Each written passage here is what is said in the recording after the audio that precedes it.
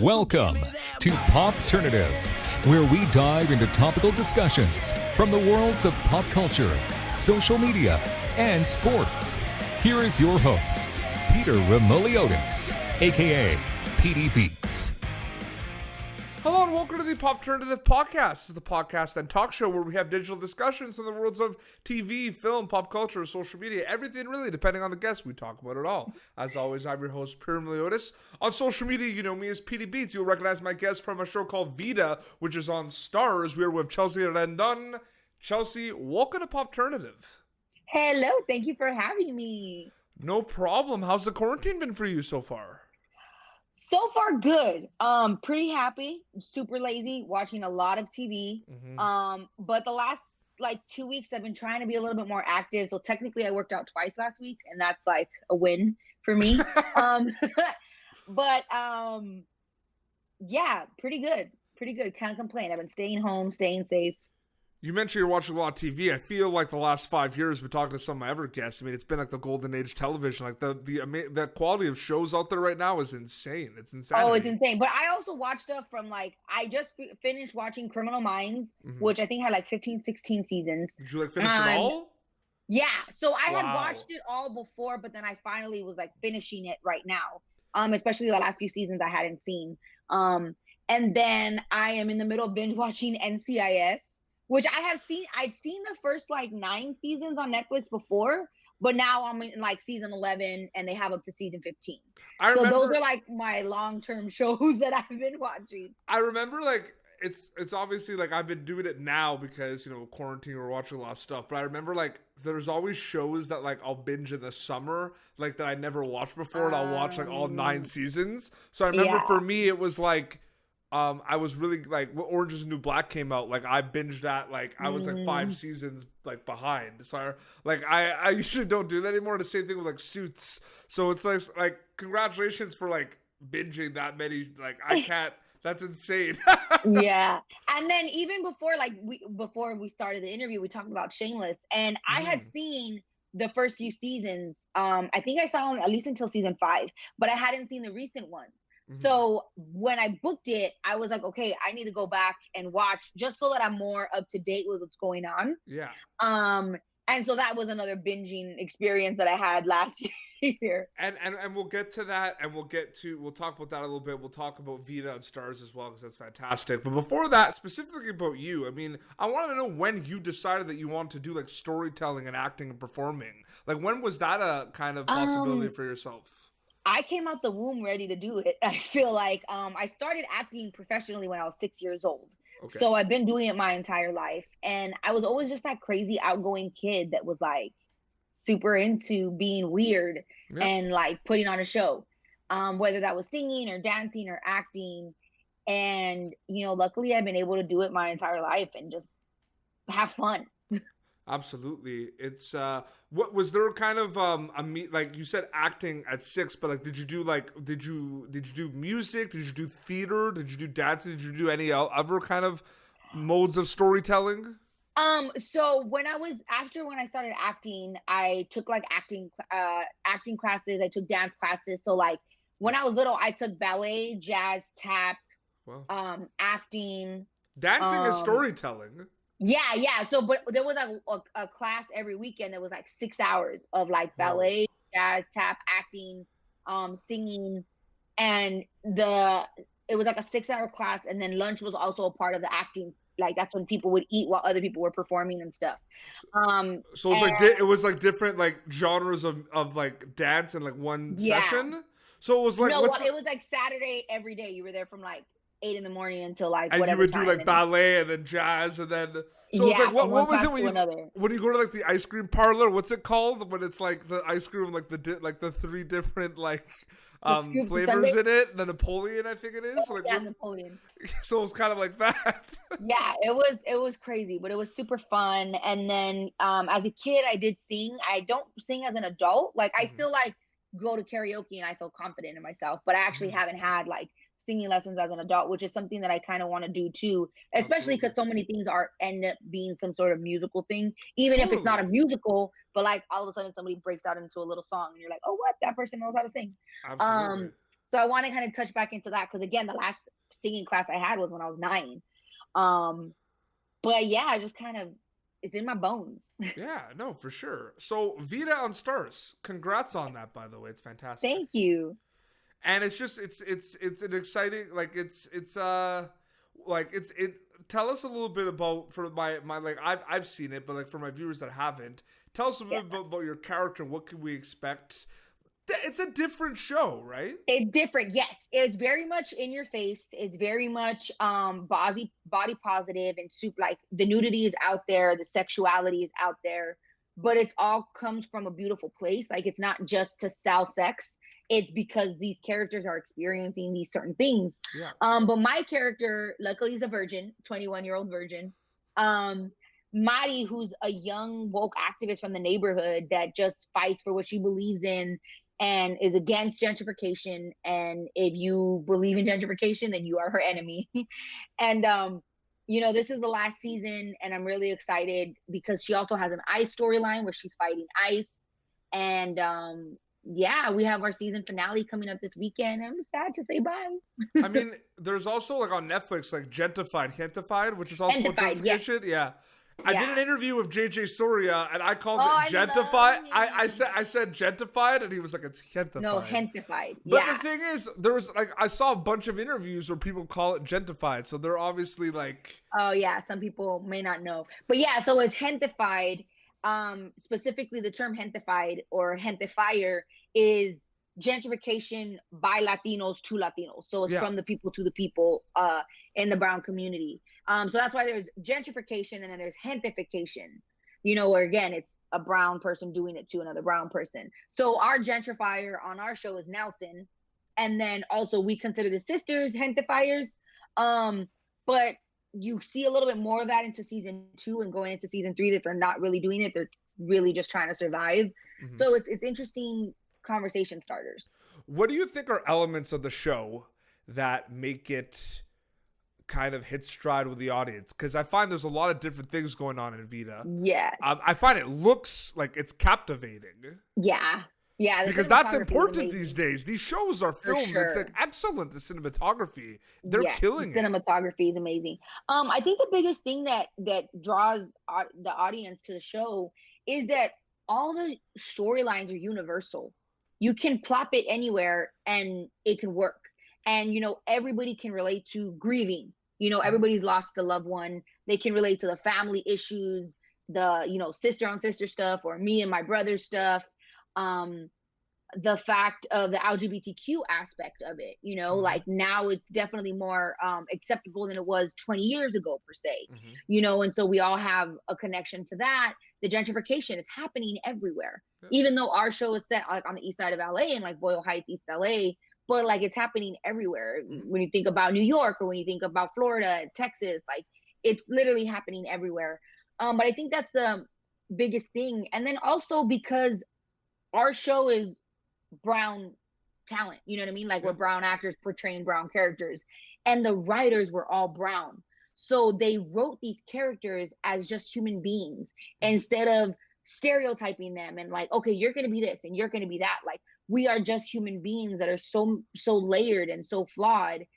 And I think people really resonate with that because it shows them, you know what I mean? Like there's no like perfect character, or there's no like horrible character, you know? There's not. No, well, except for Nelson. It's no, for sure. And it's on Stars. And what I find really interesting is we talked about it a little bit, like so many shows, like it's the golden age television, so to speak, right now. But what I find too is there's a lot of opportunities for, actors like yourself, because it's not just kind of the 3 networks right now. There's many different people putting up so many good things. There's so many outlets, whether it be streaming or it could be network or cable or, premium cable, and people are putting movies on. There's like shows on Snapchat now. Like, you know what I mean? Yeah, like, I found that out recently. Snapchat has like reality shows. Yeah. So there's so many outlets and opportunities, and it's amazing for actors, especially, Latino actors and, Latinx people to have more opportunities. Mm-hmm. Have you heard of Quibi? Yes. I have. That is like, when I read into that, like that's crazy, game changing. Yeah, like 10-minute episodes made for your phone. Like that like it's one of those things where it's like, why did that take so long for someone to do? I felt like we watch things on there, like, let's be honest, like I just sit at home, like when I'm not at work, right, like before all this just quarantine, I'm doing swiping a lot down of it now. Instagram and watching videos. Yeah, right, you know what I'm saying, for sure. it's crazy. Yeah, so I'm interested to see what that's all about. No, absolutely. In terms of like things that you've done in your career, I mean, Vida, I'm sure, is on that list because you talked about some of the amazing things that you were able to do with that show. But like, what are you the most proud of in your career thus far as a storyteller? What are some kind of highlights that you could talk about that you were able to work on that you didn't maybe think were possible? Anything you could talk about? Well, I think Shameless is a big thing for me because it was an offer. I did an audition for it. That's awesome. John Wells was actually a fan of Vida, and that's how he like booked me. So that has been one of those moments where I'm like, oh shit, like, wow, like I'm at this level in my career now where I'm getting offers. And I had gotten an offer or two before, but like for an indie movie or something, you know what I mean? But this is something where it's like a show so many people know and love, and it's respected by critics and fans. So that was really like, oh wow, like, and the funny thing is I didn't realize it until after, because the department head of hair on Vida also works on Animal Kingdom. So he had called me like months before and was like, oh, I just met with John Wells getting ready for Animal Kingdom, and we were talking about you, and oh, he loves your work, like you're his favorite character, and he said you're so talented. And I was like, oh my God, like that's so cool. Like, so in my mind, I thought, oh, I wonder if one day I'm gonna work on Animal Kingdom. And I didn't put it together that it was Shameless until I filmed the first episode, and then I was talking to someone, and then it was like, oh shit, like, is that why I got the offer? Because he knew me, like, and then it was so like, and really, really, it was super like amazing to be like, someone booked me off of my previous work, not even me portraying this character in an audition, but like previous work. So that's been super amazing. Another like really big thing that I think has been, I worked on A Better Life back in 2011. It came out, and I worked with Chris Weitz, and I worked with like Demian Bichir, who was nominated for an Oscar for his portrayal in that film. And it was just such an amazing experience because Chris was such a hands-on director, and he was like a big time director too. You know what I mean? Like he had done so many things. And so just learning from him and watching him was really interesting. And yeah, I don't know. Those are the first two things that popped in my head. That's incredible. And you perfectly like segued, because I was definitely going to talk about Shameless. So it's like you planned that. Yeah, exactly. I mean, 10 seasons of Shameless. It's nuts. Like, it's crazy. Yeah. Like, but here's the thing. I want to, like, because I'm a fan of the show. I watch it, and I talk about this all the time. And like, did you catch up with it? Like, are you caught up to Shameless? Oh yeah, I'm 100%. Do you like? So is that a misconception, like in the industry? Like before we get into it, but like when you audition for a show, or you land a show, right? And you're coming on like later. Like, is it expected that like that actor's going and like watching everything? Okay. No, it's not expected at all. I just do it because one, I had already seen most of Shameless. Yeah. So I just caught up with the last like 2 seasons, I think. Yeah, for sure. But I personally watch everything. I'm a fan of everything. So I was a fan of Shameless before I booked it. Like I remember my friend booked a part on a show, Major Crimes, and he called me when he had the audition and was like, hey Chelsea, like, do you watch this show? Can you tell me about it? And I was like, oh yeah, so this, so this, so this, so this, so that. He's like, all right, cool, thanks. Like, and I gave him a little like summary of it. And I'm somebody like, again, that watches everything. So I just wanted to do it so that I everything? Like, are you trying to get me to test you? Not everything. But I like to. So like, I recently worked on a show, pre-quarantine, that is on Netflix, and what's it called? I don't know if I can say it or not. But I just did one episode. It's not out yet. It's not out yet. It hasn't been released yet. But because I saw it on Netflix, I was able to like watch an episode or two before I got on the show. But again, it was just one episode, so I just wanted to get the tone of it. But with Shameless, it was a 5-episode deal. So I was like, okay, stuff's gonna be happening. I want to be in the know and stuff. Yeah. Well, I thought you meant the show's already on Netflix. My bad. No, yeah, well, no, it's on Netflix, but the new season hasn't come out yet. Gotcha. And I'll be in an episode there. Very cool. So, yeah, no, for sure. Yeah. That's awesome. Did you watch, like, because there's so many, like, Netflix specifically, like, there's a lot of, like, really big, like, shows, like, from Netflix right now. Like, I feel like Outer Banks, did you watch that? No, honestly, there's certain things that are really big things that I haven't seen. Like, I haven't seen Orange is the New Black at all. There's a lot of new stuff on Netflix of shows I don't think that I've seen, because everybody was talking about, like, Cheer, when that came out. Yeah. Did you watch Tiger King? Of course, I watched Tiger King. I interviewed Saf from he came on the show. That's amazing. Yeah, it was awesome. Saf is transgendered, right? They go by he. Okay. Yeah. He was awesome. And he's such a badass. Like, I got my arm bit off, and I was like, oh, just chop it off and let me go to work. I was just like, what, bitch? What? It was great. We did an Instagram live as well, and he was just answering, like, all the questions, like, as much as he could, right? Because people have the obvious, like, did Carol Baskins kill her husband, like, all those things. Carol Baskin. Yeah. So killed her husband, whacked him. Shameless, though, what irritates me is the point of the show is that, like, in the middle of the show, the character, the Gallagher kids, are given, like, opportunities to, like, grow and get away from their, like, horrible lives, but they mess it up every time. Have you noticed that? Yeah, well, I think that stems from, and you know what's funny is I didn't realize it until I booked Shameless, but Shameless and Vida are, like, in the same world. Like, they have a lot of similar storylines. It's just the white trash version of it and then the brown version of it. Which, no offense, but I do think Shameless is kind of like the white trash version of it, like Chicago South Side. But yeah, it's very interesting. But again, it all is about your environment. And so, like, growing up in the South Side of Chicago, like, you don't realize opportunities are opportunities, and that's where they mess up. And, you know, Lip was the smart one that should have done this and should have done that and kept messing up, and also didn't want to be the only one that all his family relied on, which is 100%. Really interesting. The hidden, like, the thing about Shameless, I feel like, in terms of, like, not like lessons or anything, but just like the alcoholism aspect of that show is like a big one. Like, everything, like, most things get, like, ruined because someone can't stop drinking and mess something up. Well, not only that, but I think just the fact of the family dynamic and how Frank was not a father, and I can't even remember their mother's name because she's never talked about. Monica, there it is. Monica wasn't a mother, and I remember there's one episode where, like, Fiona's like, I was your kid too, like, I needed a mom, like, I was their mom, but I needed a mom, you know. And then she has, like, mental issues and stuff. So that's one of the things that, like, it is raunchy and it is sexy, but it also tackles very important things like alcoholism, like depression and bipolar and mental illness, and you see that on a lot of different aspects. And I think that's one of the coolest things about the show. Yeah, no, it does touch on a lot of things, and it's like, really with cool. my character, you haven't seen it, but there's, like, an I storyline with my character as well, and that's really interesting that it tackled it the way it did. No, absolutely. 10 seasons, I can't believe it. That's crazy. I know. Then 11th season is going to be their last one. I know.